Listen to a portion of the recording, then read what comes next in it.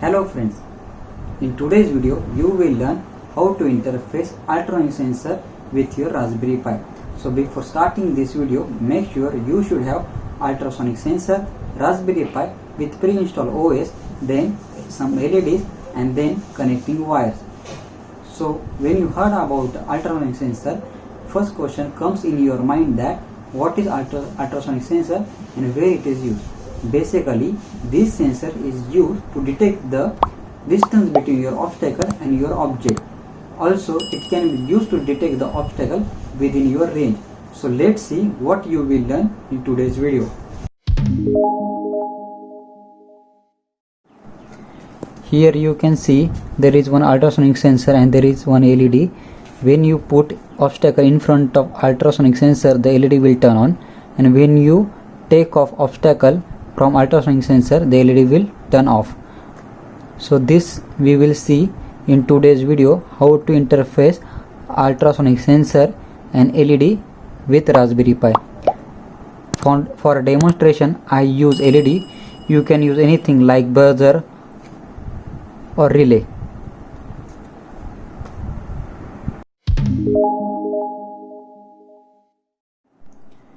Let's see the hardware connection.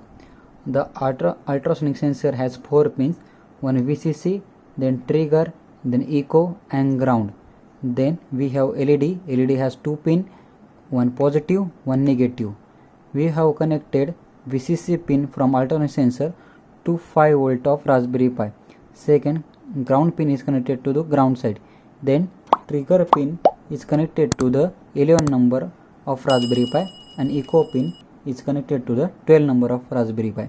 Then one side of LED is connected to the VCC, and second side of LED, which is ground, is connected from resistor to the 13 number pin of Raspberry Pi. So this is complete circuit connection.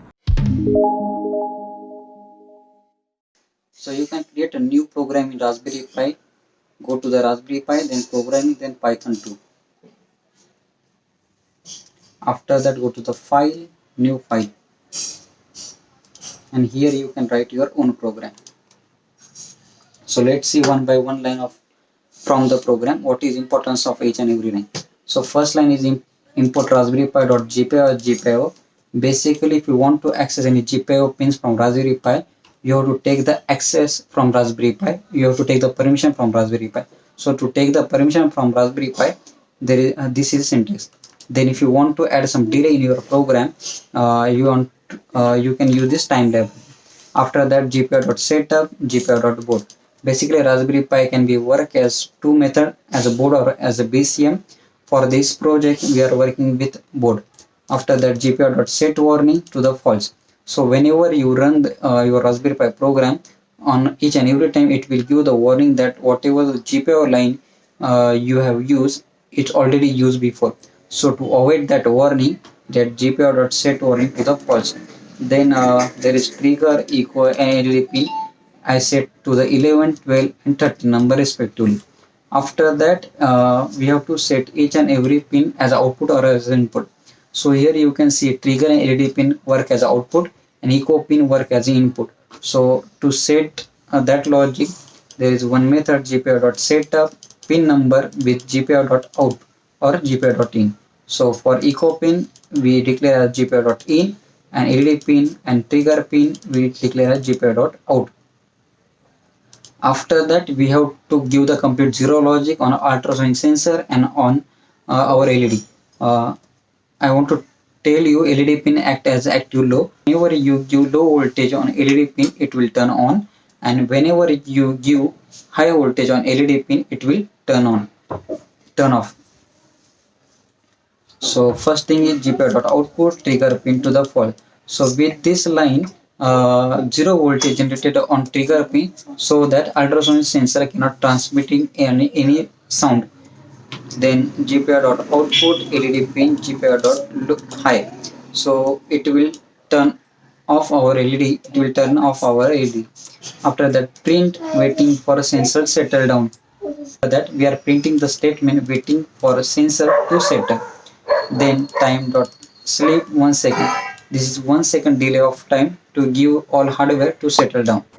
After that, there is a while true. Basically, if you know the coding of C, there is a void main loop. Like that void main loop in Python, there is a while one loop. So whatever the code inside this while one loop, it will continuously iterate infinite number of time. Then if you want to start transmitting some sound from the trigger pin, then you have to give some pulses on trigger pin. So to generate the pulses on trigger pin, this is syntax gpio.output trigger to the true for some second of time, then gpio.output trigger to the false. After that, it will continue transmitting the signal. Then we are checking at echo pin that signal receive or not. First we checking that echo pin is low, then gpio.input echo is equal to low, and we are taking this time as a pulse start time.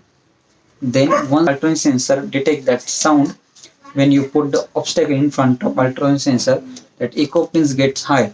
So we are checking gpio.input echo pin is equal to 1, and once that echo pin is 1, we are taking that pulse, taking the time as pulse end time.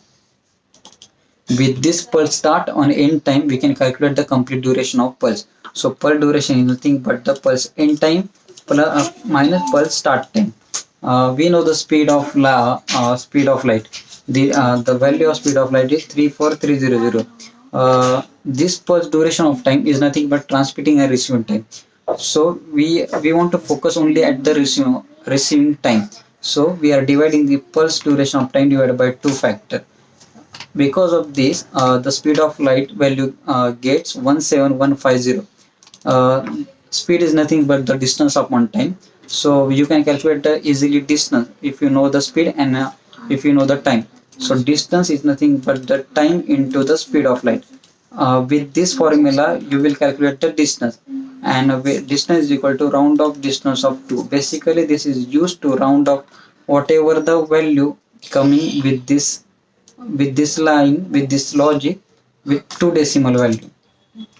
After that, we are printing that value with string of distance. Basically, this string of distance, this operation is used to convert whatever the input integer value into the string. So string integer value is nothing but the string. Whatever the integer value, we are converting into string. So print distance between obstacle and object plus our value, distance value. Then here we are checking that if distance is less than 5 or not. If distance is less than 5, gpio.output LED pin to the low, it will turning on our LED. If distance is greater than 5, then gpio.output LED pin gpio.high, it will turn off our LED. So if you want to run your program, go to the run and run module. After that, if there is no error, then your program will start running, and you can see the distance between obstacle and object. If I press obstacle in front of ultrasonic sensor, it will detect the distance, let's say 3 centimeter, 4 centimeter, 5 centimeter, and the range of ultrasonic sensor is varying from 2 centimeter to 400 centimeter. So friend, in today's video you have learned how to interface ultrasonic sensor with Raspberry Pi. In next video we will see how to interface ADC with your Raspberry Pi. So if you like my video, please give your comment and please subscribe my channel. Thank you for watching.